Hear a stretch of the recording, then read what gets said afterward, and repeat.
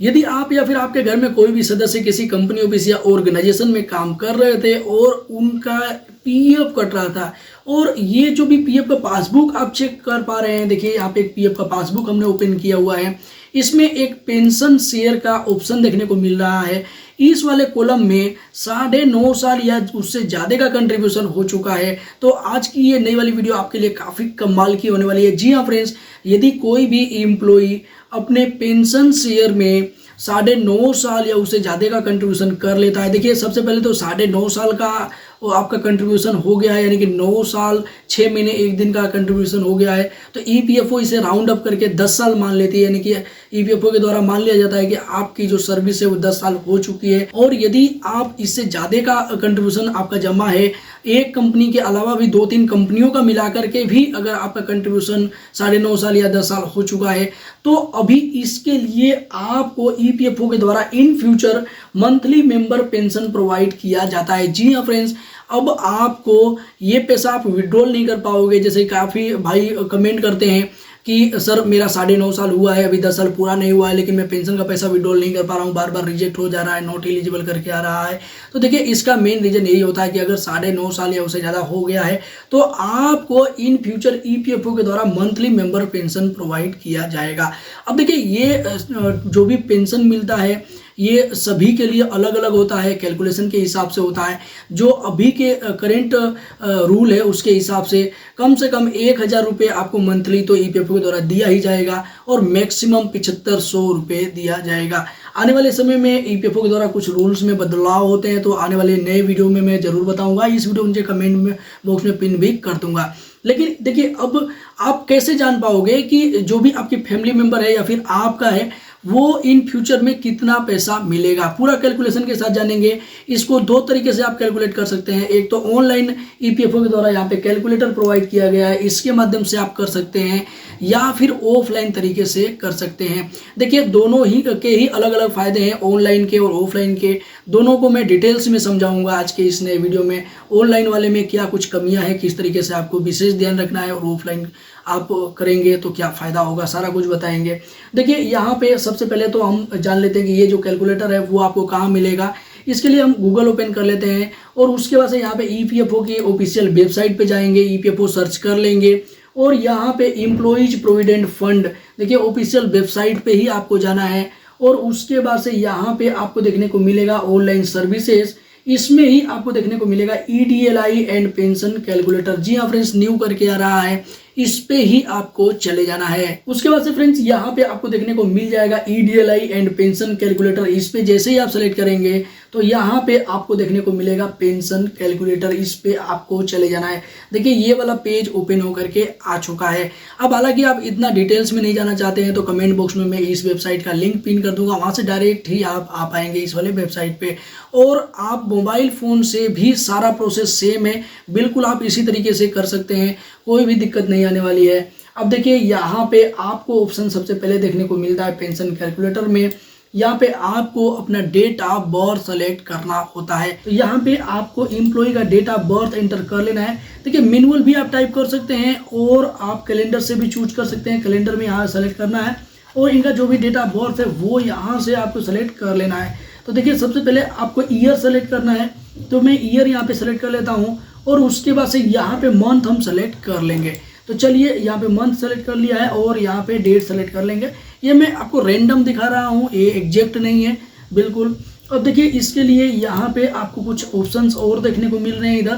देखिए इनका यहाँ पे बताया जा रहा है कि 58 साल कब पूरा होगा इनका, तो 31/12/2027 को पूरा होगा। बाद में यहाँ पे बताया जा रहा है कि 50 वर्ष कब पूरा होगा, तो 50 वर्ष भी आप देख सकते हैं। अब उसके बाद से यहाँ पे सेवा जोड़े लिखा हुआ है, यानी कि इनका डेट ऑफ एग्जिट और डेट ऑफ ज्वाइनिंग आपको यहाँ पे प्रोवाइड करना पड़ेगा। एक ऑप्शन ओपन होकर के आ जाएगा। अब देखिए डेट ऑफ ज्वाइनिंग हम यहाँ पे एंटर कर लेंगे।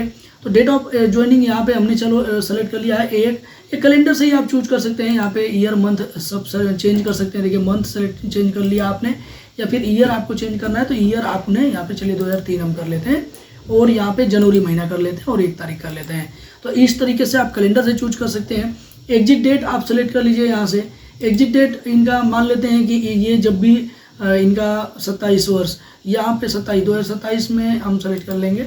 2027 मैनुअल भी आप एंटर कर सकते हैं। 2027 हमने एंटर करना है यहाँ पे, और डेट एंटर करना है 31/12, तो हम 31/12 कर लेते हैं। 31/12 देखिए, हम मैनुअल भी कर सकते हैं और कैलेंडर से भी कर सकते हैं। और उसके बाद से यहाँ पे आपको देखने को मिल रहा है एनसीपी डेज। अब देखिए यहाँ पे एनसीपी डेज जो होता है वो नॉन कंट्रीब्यूटिंग पीरियड होता है। नॉन कंट्रीब्यूटिंग पीरियड यानी कि जब भी आपका कंट्रीब्यूशन नहीं जमा हुआ है वो डेट कितना है। तो देखिए यहाँ पे इनके केस में हम मान लेते हैं कि 0 है, और यहाँ पे 2 तरीके का नॉन कंट्रीब्यूटिंग पीरियड दे रहा है। एक तो यहाँ पे डेट लिखा हुआ है 31/8/2014 से पहले आपका कितना छुट्टी है, और एक यहाँ पे 1/9/2014 के बाद। अब देखिए ये 2 जगह इसलिए दे रहा है क्योंकि ईपीएफओ ने सीलिंग लिमिट को रिवाइज किया था। कब रिवाइज किया था, एक सर्कुलर हम देख लेते हैं। देखिए यहाँ पे मंथली मेंबर्स पेंशन का सर्कुलर है, और यहाँ पे आप देख सकते हैं कैलकुलेशन में प्रोवाइड किया गया है कि 1 सितंबर 2014 तक जो लिमिट थी मैक्सिमम पेंशनेबल सैलरी की, वो थी यहाँ पे 6,500 यानी कि 6500 रुपये थी। लेकिन ईपीएफओ ने इसे बाद में बढ़ा दिया था, यानी कि 1 सितंबर 2014 के बाद में रिवाइज कर दिया था, और अब जो पेंशनेबल सैलरी है वो 15,000 है। और इस वजह से ही यहाँ पे जब भी आप अपना पासबुक चेक करते हो तो यहाँ पे वेज में आपको 15,000 देखने को मिलता है। आपके केस में हो सकता है कि थोड़ा बहुत कम देखने को मिल रहा हो, तो यहाँ पे लेकिन 6500 रुपये नहीं देखने को मिलेगा, क्योंकि ईपीएफओ के द्वारा इसे रिवाइज कर दिया गया है। तो अब देखिए यहाँ पे इनके केस में जैसे कि 15,000 रुपये वेज देखने को मिल रहा है। तो इसलिए आपका जो भी छुट्टी है वो आप अपने एचआर डिपार्टमेंट से, कंपनी से पता कर सकते हैं, कॉन्ट्रैक्टर से पता कर सकते हैं, और यहाँ पे एंटर कर सकते हैं। हम मान के चलते हैं कि इनके केस में इन्होंने कुछ छुट्टी उट्टी नहीं किया हुआ है। अब यहाँ पे सेवा जोड़े पे सेलेक्ट कर देंगे, तो देखिए यहाँ पे आपको देखने को मिल रहा है कि इनका जो भी कुल डेज है, देखिए 31/8/2014 के पहले, यानी कि जब 6500 रुपये वेज था तब इन्होंने 4,255 दिन काम किया था इन्होंने। और यहाँ पे जब 15,000 रुपये वेज हो गया है, सीलिंग लिमिट बढ़ गई है, उसके बाद से 4,870 दिन इन्होंने काम किया हुआ है। इसका भी बहुत बड़ा डिफरेंट है जो कि इसी वीडियो में मैं आपको समझाऊंगा। लेकिन यहाँ पे अभी इसके आगे का प्रोसेस देख लेते हैं। अब यहाँ पे आपको देखने को मिल रहा है कि पेंशन शुरू होने का तारीख आपको चूज करना है, कब से शुरू करवाना चाहते हैं। अब देखिए यहाँ पे 58 साल आप पे ले सकते हैं, 58 साल के बाद भी ले सकते हैं, 2 साल बाद ले सकते हैं, या फिर 3-4 साल 5 साल पहले ले सकते हैं, 8 साल पहले, यानी कि 50 साल पे भी अगर आप चाहते हैं कि नहीं भैया हम तो 50 साल के हो गए हैं, काम हम धंधा कर नहीं रहे हैं, हम रिटायरमेंट ले लिए हैं और अब हम चाहते हैं कि नहीं हमको मंथली पेंशन मिले, तो आप ले सकते हैं। लेकिन इसमें क्या है कि इसमें आपको कुछ परसेंटेज घट के मिलता है, यानी कि पर ईयर 4% घट के मिलता है, जो कि कैलकुलेशन हम यहीं पे देखेंगे। देखिए अगर घट के मिलता है यानी कि उसको अर्लियर पेंशन कहते हैं, और अगर आप लेट में लेते हैं, आप चाहते हैं 59 साल में लें, 60 साल में, तो उसको डिफर पेंशन कहते हैं। तो डिफर पेंशन में आपको बाद में 2 साल पैसा तो नहीं मिलेगा 58 साल के बाद। अगर आप 60 साल के बाद ले रहे हैं तो 60 साल के बाद मिलेगा, लेकिन बढ़ के मिलेगा, 8% जैसा बढ़ के मिलेगा। और अगर 50 साल में ले रहे हैं, अर्ली पेंशन ले रहे हैं, तो इसमें आपको घट के मिलेगा। अब देखिए यहाँ पे पेंशन आपको कितना मिलेगा, तो सबसे पहले हम ये वाला डेट ही एंटर कर लेते हैं। देखिए 31/12/2027 के बाद इनको पैसा चाहिए, जब 58 साल के पूरा हो रहे हैं तब। तो यहाँ पे कैलेंडर ओपन होकर के आ जाएगा। मैनुअल भी आप एंटर कर सकते हैं और कैलेंडर से भी कर सकते हैं। देखिए मैनुअल में आपको करके दिखाता हूँ। तो देखिए यहाँ पे हमने डेट एंटर कर लिया है, आप कैलेंडर से भी चूज कर सकते हैं। देखिए यहाँ पे हमने डेट एंटर कर लिया, उसके बाद से यहाँ पे एक ऑप्शन आ जाएगा, यहाँ पे आपको सेलेक्ट करना है पेंशन योग्य वेतन। जो पेंशनेबल सैलरी हमने देखा है ना कि अभी 15,000 रुपये चल रहा है, तो वो आपको एंटर कर लेना है। हालांकि यहाँ पे ईपीएफओ को एक और ऑप्शन प्रोवाइड करना चाहिए। यहाँ पे जिस तरीके से यहाँ पे प्रोवाइड किया गया है एनसीपी डेज डेट वाइज, ठीक उसी तरीके से 2 डेट वाइज यहाँ पे पेंशनेबल सैलरी भी प्रोवाइड करना चाहिए। क्यों? क्योंकि अभी करेंट में तो हम 15,000 रुपये डाल देंगे, चलो 15,000 रुपये चल रहा है, लेकिन इससे पहले ईपीएफओ के द्वारा ऑटोमेटिक 6500 रुपये ले लिया जाएगा। जी हाँ फ्रेंड्स, यहाँ पे 6500 रुपये ले लिया जाएगा। अब मान लीजिए कि जिनके केस में 6200, 6300 या फिर 6000 रुपये रहा हो, तो उनके केस में कुछ वेरिएशन यहाँ पे देखने को मिल जाएगा। एग्जैक्ट कैलकुलेशन वो नहीं कर पाएंगे, उसका भी तरीका मैं आपको बताने वाला हूँ।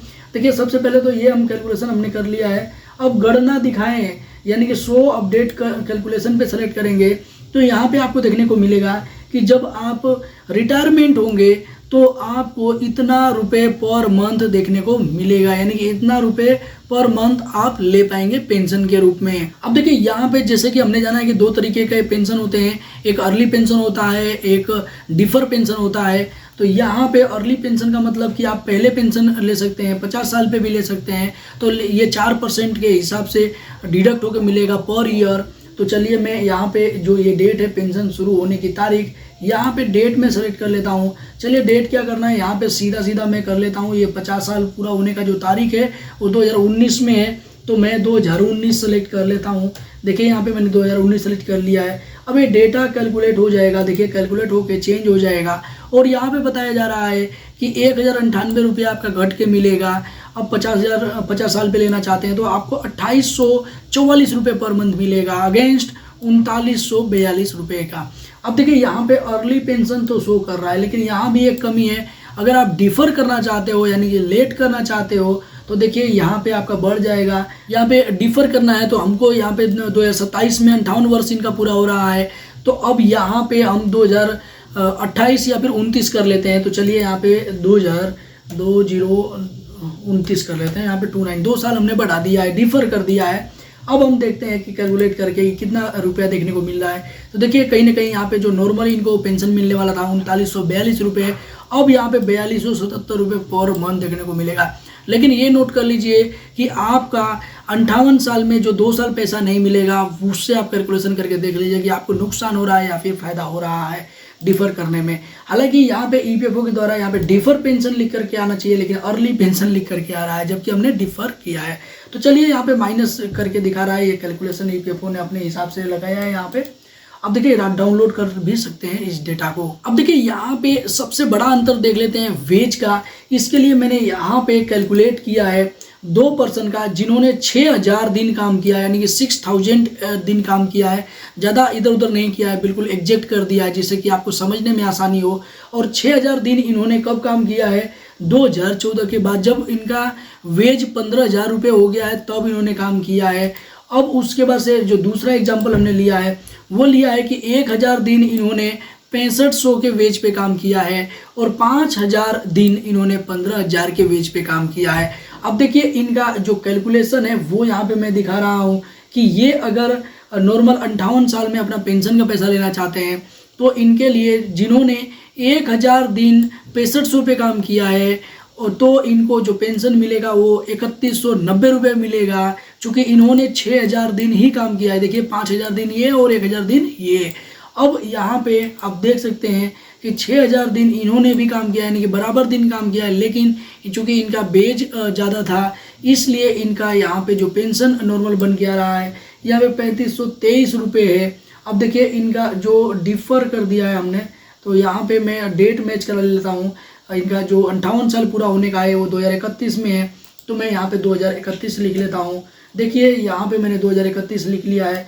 कैलकुलेट करने पे आपको देखने को मिल रहा है कि 3523 रुपये इनको मंथली पैसा मिलेगा, यानी कि कहीं ना कहीं आपके वेज का डिफरेंट यहाँ पे देखने को मिल रहा है। अब कैलकुलेशन आप कर लेना कि कितने का डिफरेंट है। इनका 3523 रुपये है और इनके केस में आप देख सकते हैं कि 3190 रुपये है। और दोनों लोगों का सर्विस पीरियड बिल्कुल बराबर है, केवल और केवल वेज का अंतर है। तो आई होप कि काफ़ी डिटेल्स में मैंने बात किया है इस कैलकुलेटर के बारे में। हालांकि अगर आप चाहते हैं कि मैनुअल कैलकुलेशन कैसे करें तो इसके लिए आप नीचे कमेंट बॉक्स में कमेंट करके बता सकते हैं। मैं मैनुअल कैलकुलेशन वाली जो वीडियो है उसका लिंक आपको डायरेक्ट प्रोवाइड कर दूंगा, जिससे कि आप मैनुअल एग्जैक्ट सही कैलकुलेशन कर सकते हैं। जैसे कि ऑनलाइन कैलकुलेशन में क्या क्या कमियां आ रही हैं, क्या क्या चेंजेस करना है ईपीएफओ को, वो भी मैंने इसी वीडियो में बता दिया है कि इस वजह से आपको थोड़ा बहुत वेरिएशन देखने को मिल सकता है। हालांकि बहुत ज़्यादा वेरिएशन नहीं मिलेगा। आप कैलकुलेशन इस तरीके से करके एक अनुमान लगा सकते हैं कि आप जब रिटायर होंगे तो आपको कितना पैसा मिलेगा। इसी के साथ मिलता है किसी नेक्स्ट इन्फॉर्मेटिव वीडियो में, तब तक के लिए जय हिंद, जय भारत, वंदे मातरम।